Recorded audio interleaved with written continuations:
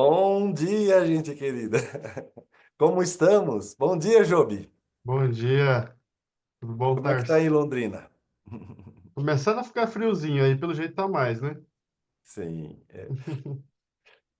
Jober é um menino, um moço muito esforçado, ele trabalha, ele é um gama, tudo que ele faz, ele estuda com profundidade.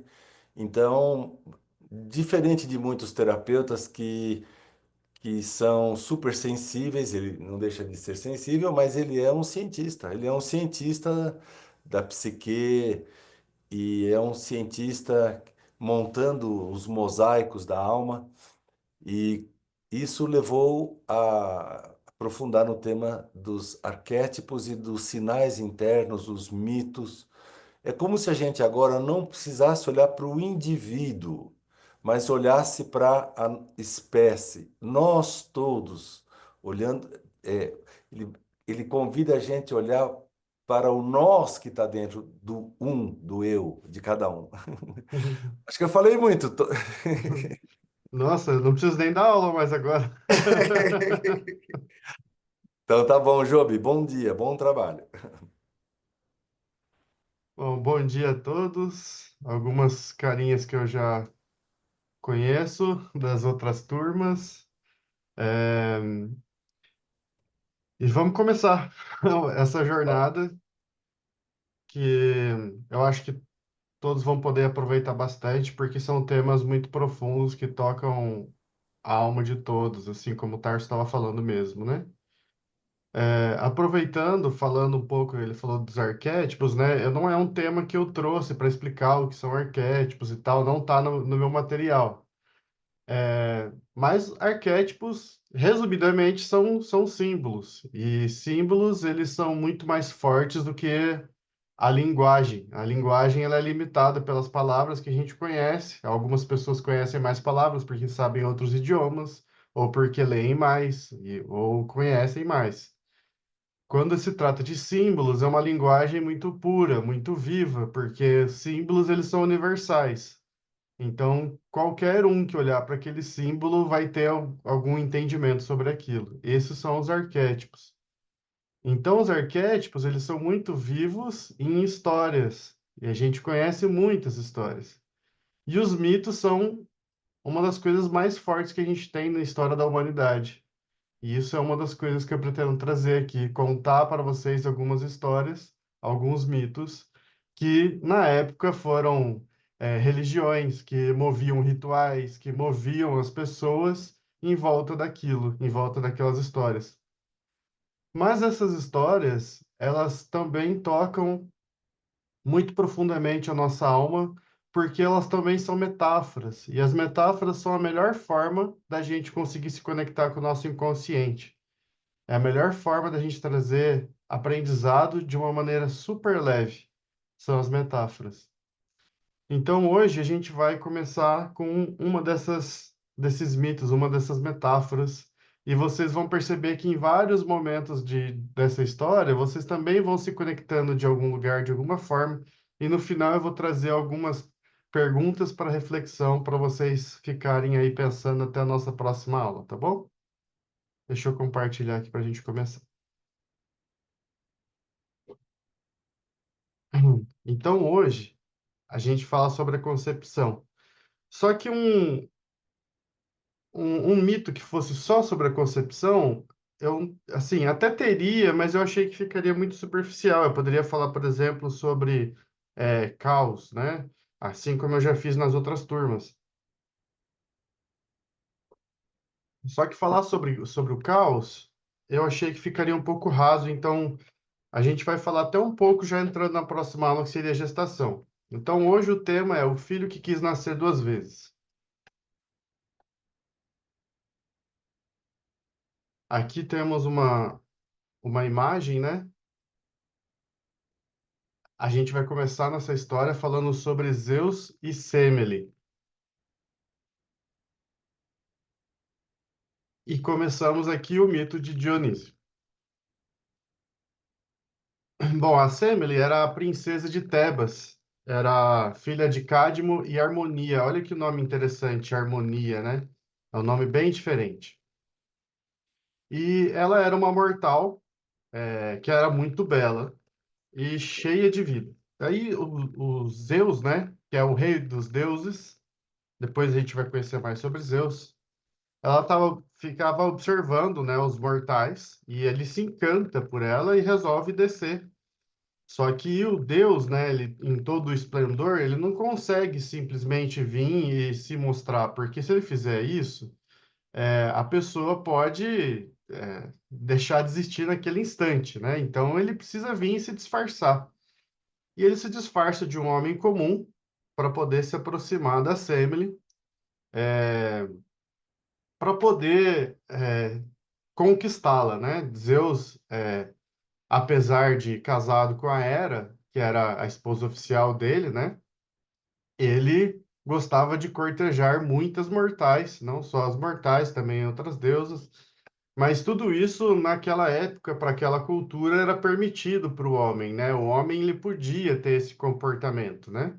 A única coisa que ele não podia fazer era ficar com uma mulher casada. E aí isso era considerado pecado, tá?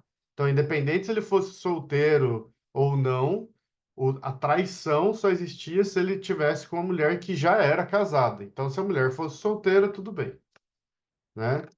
Naquela época, naquela tradição.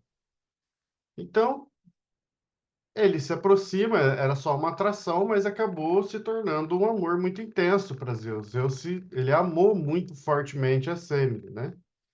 E ele não está só desejando ela como ele desejou várias outras, né? Ele vai visitando ela noite após noite e não era uma coisa só de uma conquista como era a maior parte das conquistas de Zeus, né?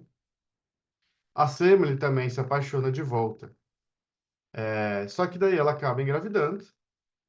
E Zeus, tomado pelo amor e por tudo aquilo, ele resolve jurar pelo rio Estige que atenderia a todos os desejos de Semele. Então, nos mitos gregos, né, mesmo os deuses precisavam seguir algumas regras.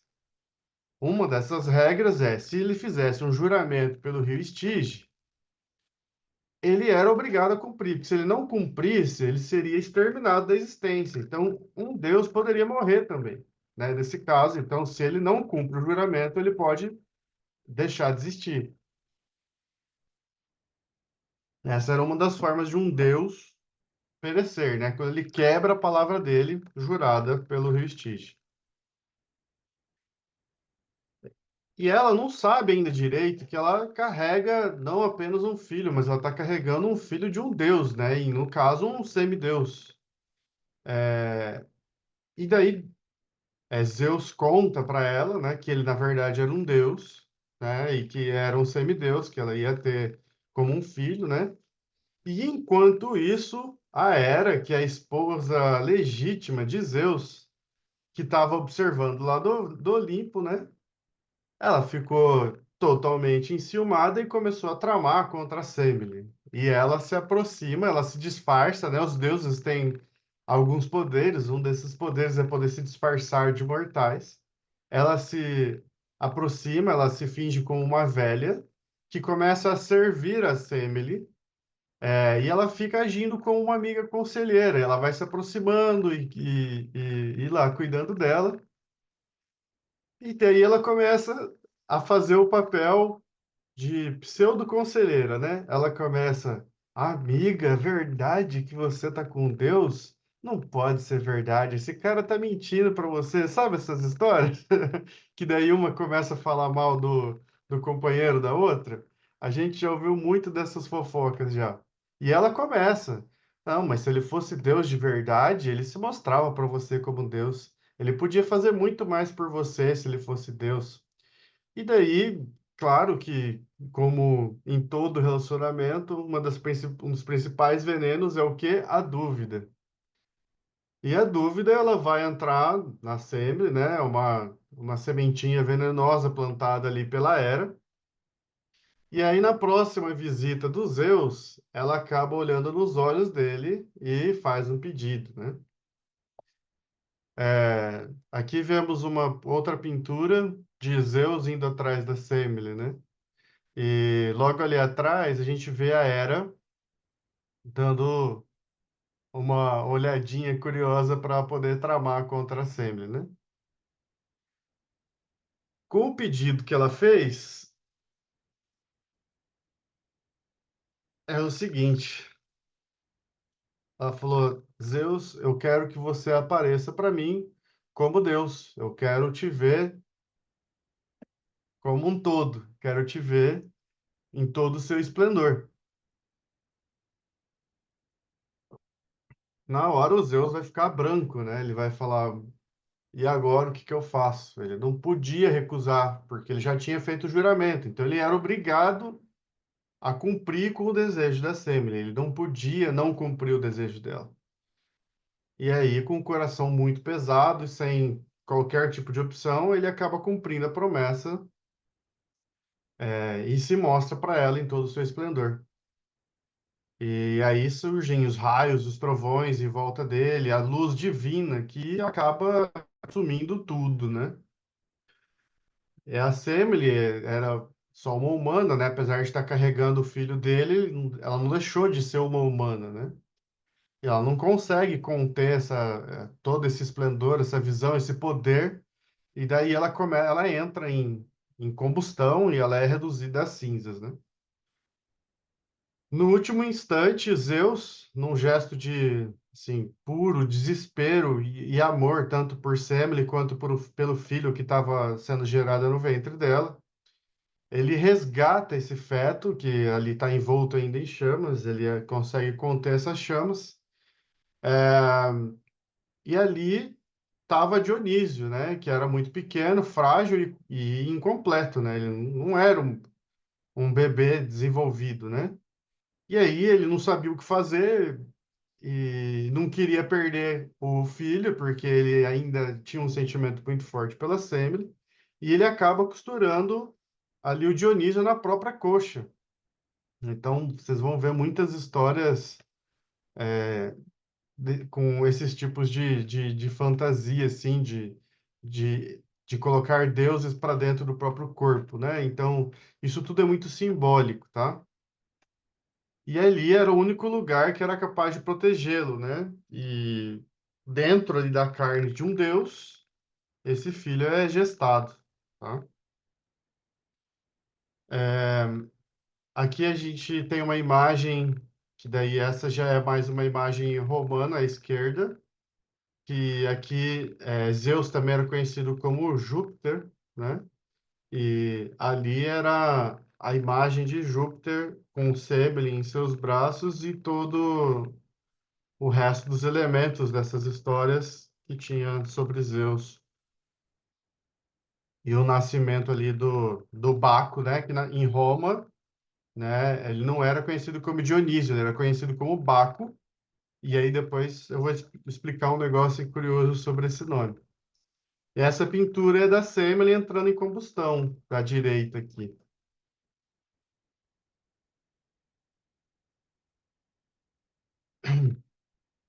Bom, então meses depois, o Zeus ele se abre e o Dionísio nasce, né? Ele não nasce não da terra, não de uma mulher, mas de uma coxa de um deus.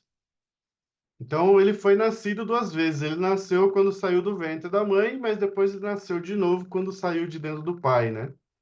Assim ele fica marcado por essa transgressão e o desejo pelo renascimento, né? Ele luta para ele continuar ali. Mas ele não nasceu para ser um rei, nem um guerreiro. O Dionísio, ele era o deus do vinho, do êxtase, da transformação, né? Ele era esse deus que, né, como eu falei sobre o nome, né, em Roma ele era o Baco, e foi de Baco que surgiu o Bacanal. Então, vocês já ouviram esse termo, vocês sabem o quanto que Dionísio era do Bacanal, ele era da festa, da farra mesmo.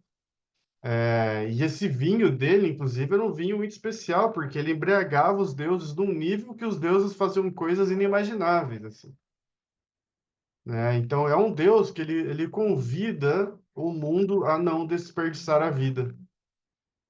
Então, olha só, ele podia não ter vindo, alguma coisa aconteceu, para ele conseguir se agarrar nessa vida e ele olha para a vida agora e fala assim, eu não vou desperdiçar essa vida. Eu precisei nascer duas vezes, não sou eu que vou desperdiçar a vida, eu vou aproveitar ao máximo. Então ele é o Deus da farra, da festa, ele quer aproveitar a vida ao máximo, né? E então é um Deus que quebra o que reprime, que embriaga para revelar e que nos lembra que a alma não quer só nascer, ela também quer dançar. É isso que o Dionísio representa para gente. Aqui temos uma imagem de um dos rituais de Dionísio, né, o Baco, né? Então era farra assim inimaginável, tinha de tudo, tinha bicho, tinha gente de todos os tipos, tinham seres mitológicos e todos eles participavam desse bacanal, né, que a gente tinha. Esses eram os rituais de Dionísio. Surgiu um negócio na tela aqui que eu não sei como é que eu tiro. Alguém fez um risco aqui.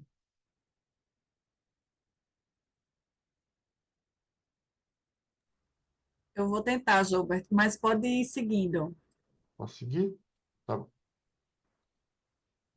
Então, o que que esse mito traz para a gente enquanto arquétipo, né? Eu vou trazer algumas aplicações aqui. Existem muitas versões, os mitos, as histórias que vão sendo contadas, que são principalmente passadas pela tradição verbal, né? É uma contação, um conta para o outro e assim vai seguindo. Existem muitas versões que vão sendo contadas ao longo da história, mas eu trouxe uma versão aqui que a gente pode trazer alguns entendimentos. Então, já que a gente está falando do tema concepção, qual é a relação desse mito com a concepção, né? Que é como um desejo entre mundos, né? Essa concepção. Então, Zeus e Semele, eles vão representar a união do divino com o mortal, o invisível com o visível, o espírito com a carne. Então, a concepção aqui, ela não é só um resultado biológico, né? Mas um ato de transbordamento do desejo. Então, o desejo, a força daquele desejo, daquele amor entre os dois, ela se transforma, e transborda, né? E por isso vem Dionísio. E também ela vai simbolizar que é a alma que é concebida no momento em que o alto olha para baixo e deseja descer. O Tarso tem uma frase que ele fala que o céu adoeceu e veio curar na terra. É isso mesmo, Tarso? É, do Lao Tse, né? Ah, do Lao Tse? Eu só destaquei dele lá. É verdade, é que eu lembro só de você falando, eu não conhecia, não lembrava da origem. Então, a concepção, olhando aqui, é o ato do alto olhar para baixo, né? Do divino olhar pro mortal e querer vir. Então, o ventre, ele é como um espaço sagrado também vulnerável, né? Então, a Semele, ela carrega em si algo que ela não compreende totalmente ainda, algo muito maior do que ela, assim como muitas mães devem ter sentido. Então, aqui também é uma homenagem para o Dia das Mães, que foi ontem, né? Só que a sua dúvida, né, faz com que ela queira conhecer o absoluto antes da hora e o seu corpo não vai resistir, né? Então, essa dúvida faz ela querer resolver coisas que ainda não tem como resolver, controlar coisas que não tem como resolver. E quantas mães fazem isso de querer planejar a vida do filho enquanto ele está dentro da barriga ainda, ou querendo entender mais profundamente aquela alma que está ali, sem ter noção da própria alma, às vezes, sem ter conseguido olhar para si própria, né? Isso também nos mostra o quanto a concepção pode ser delicada, misteriosa e muitas vezes ferida por pressões externas, né? Aqui a gente tem a Hera vindo instigar e dar pitaco, né? Mas quantas mães tiveram pressões sociais, pressões da família por conta de uma gestação, né? Você pode isso, não pode aquilo, tem que fazer isso, tem que fazer aquilo outro. E tudo vai sendo somado e gerando uma pressão que muitas vezes atrapalha na gestação e a vida da mãe, né? Aqui no nível simbólico, também representa quando a gente tenta fazer força, a gente tenta forçar o tempo de algo que apenas está começando a germinar. E a gente tenta forçar algo que não era para acontecer. E com isso a gente acaba destruindo o que ainda precisava de proteção, né? Muitas vezes a gente faz isso contra a gente mesmo. E temos também um outro símbolo muito forte, que daí é Zeus gestando Dionísio, né? Então, mesmo a destruição do útero materno, o Dionísio não desiste de vir, né? E Zeus não desiste dele também, né? Isso também revela a força do arquétipo do nascimento, né? O nascimento, por si só, é um arquétipo muito forte, é um símbolo muito forte. Muitas histórias, muitas coisas, a gente vai olhar para o nascimento. Então, a vida que quer vir encontra uma forma. Então, a vida é sempre maior. Ela sempre vai encontrar uma forma de vir, de existir, de ser vida. Então, ser costurado na coxa de um Deus é uma imagem poderosa. O novo ser, ele é acolhido por onde não se espera, inclusive, né?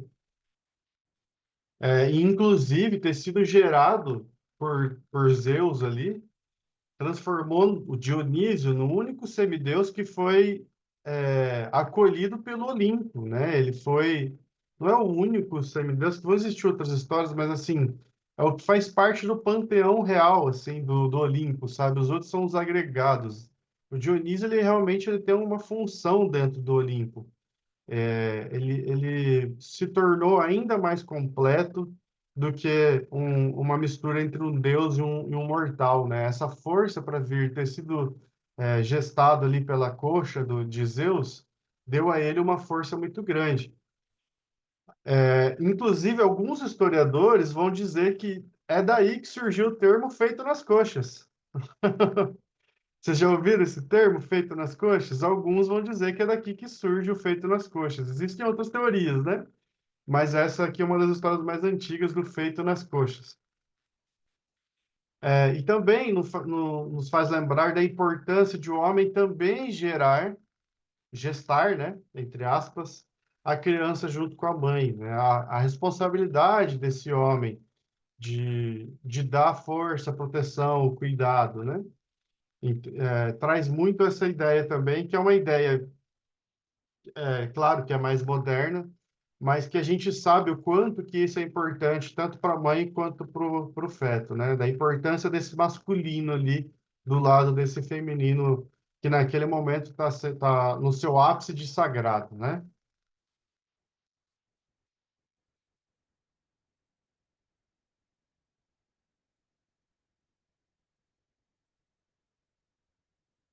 Então, Dionísio é a concepção da alma livre. Então, quanto a Apolo, que a gente ainda não conhece aqui, mas ele simboliza a forma, a medida, o controle. O Dionísio ele é o oposto complementar, né? Então, é a força que vai rasgar todas as estruturas, que devolve à alma a sua fluidez. É o nascimento do que não se enquadra, e por isso ele dança, ele festeja. E essa origem também explica o seu destino, né? Ele é o Deus do excesso que cura, do delírio que revela, da loucura que também devolve o sagrado. Não à toa, dentro do teatro, quando você meio que entra para um grupo de teatro, você sai da escola de teatro para um grupo para poder fazer sua peça, você passa por um ritual, antigamente isso acontecia muito, né, que era o ritual do bacanal. Então, eles faziam essa festa Dionísio. Dionísio também, ele se torna um dos pioneiros nessa arte do teatro, né? Ele também traz essa ideia para que as pessoas pudessem se tornar coisas que elas não são durante um período, para também conseguirem trazer cura para a sua própria alma, né? Então, isso era o conceito do bacanal. A gente tem uma mania de ficar para o bacanal como apenas uma orgia livre, né? Não que não fosse também, era também porque todos estavam embriagados, completamente embriagados, né? Mas era também uma forma de você conseguir extrapolar aquilo que existia latente em você, que no seu dia a dia, na sua vida rotineira, poderia ser algo que não seria saudável, mas lá você era permitido a tudo, então você tinha liberdade para poder explorar esses lados que você não conhecia, né? Isso era uma das funções que o Dionísio trazia. Bom, e quais são as perguntas para a gente refletir aqui até o nosso próximo encontro, ou quem sabe, se vocês quiserem continuar, porque eu não vou cobrar vocês disso, tá? É mais para a gente poder refletir. Então, vindo desse mito, a primeira pergunta é: quais forças dentro de mim desejam vir ao mundo, mesmo que ainda não tenham onde nascer? Essa é a primeira pergunta, para vocês poderem refletir. A segunda é: que parte da minha existência só foi possível porque algo ou alguém me acolheu fora do previsto? Quantas vezes fomos acolhidos de lugares e de formas que a gente nem imaginava? E a tarefinha que eu vou passar para vocês é uma tarefinha terapêutica, não é obrigado ninguém fazer, mas eu aconselho. Quem quiser compartilhar lá no grupo também é bem-vindo, mas também não é obrigatório, tá bom? E a tarefa é escrever uma pequena carta como se fosse a sua alma antes de nascer. Então, o que que é esse ser, essa alma, ela está sentindo, o que que ela está desejando, o que que ela sabe e etc. Tá? E aí, é para você evitar se prender aos conceitos que você já tem, é se conectar profundamente com aquilo que existia antes de você ser concebido, antes de você poder vir para nascer. Se conectar profundamente com isso e deixar fluir aquilo que tiver que fluir. Qualquer coisa que é válida, porque a gente não está aqui para contar uma historinha sobre nós mesmos. É para a gente sentir aquilo que já era antes de ser aqui. Tá bom?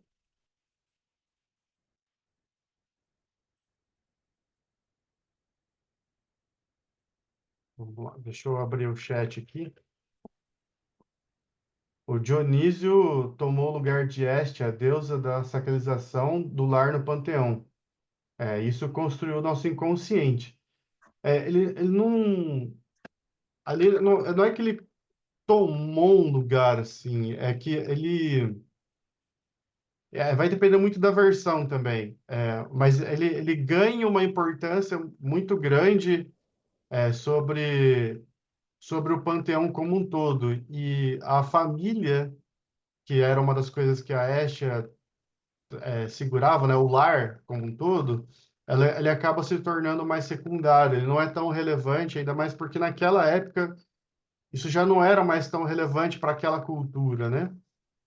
É, mas ela ainda tinha um lugar lá. Ela só não foi tão relevante quanto foi Dionísio em várias histórias, vários mitos, né? Até porque ele, como transgressor, ele podia transgredir muitas das histórias e muitas das estruturas que existiam, então ele fez isso com muito afinco em várias histórias, assim. Então ele era um deus que trazia muitas provocações, né? Nós, enquanto terapeutas, temos assim, eu ia falar um pouco, mas é bastante de Dionísio na gente, né? Porque o nosso papel é transgredir as histórias do paciente que está ali. A gente tem que transgredir, a gente tem que romper as barreiras das próprias histórias que ele está contando. Dionísio, ele só usava de meios questionáveis para isso, né? Que não são, assim, a principal fonte de cura, mas ele trazia como fonte de cura. Então, quando a gente olha para essas estruturas, por isso que o arquétipo é muito rico, a gente pode olhar para tudo que nos cerca, né? E a gente consegue ver um pouquinho de cada um na gente. Aqui a gente consegue ver um pouquinho de Zeus, um pouquinho da Semele, um pouquinho do Dionísio, um pouquinho da Hera, né? Quantos de nós já não fomos Heras, né? Por aí, né? Em várias situações, né? Aqui a gente está falando sobre uma traição, né? Mas era isso que eu tinha para trazer hoje. A Laisla compartilhou aqui que teve uma batalha para tomar esse lugar, ele ganhou, sim, é verdade. Esse símbolo reflete até hoje, é algo muito, realmente muito forte, né? Inclusive, a nossa sociedade também é muito moldada em cima disso, né? A nossa sociedade ocidental, ela é muito mais da festa do que do lar, né? Em geral, né? Ela é muito mais da farra, ela está muito mais ligada com isso. Por mais que a gente permaneça mais tempo no lar, o desejo oculto, o inconsciente, é sempre para ir para farra, para transbordar de alguma forma desse sentido, né? Dessa embriaguez, né? A gente tem muito isso na cultura ocidental. A oriental é um pouco mais contida, mas tem bastante, né? Então, foi uma boa contribuição, Laís. Obrigado.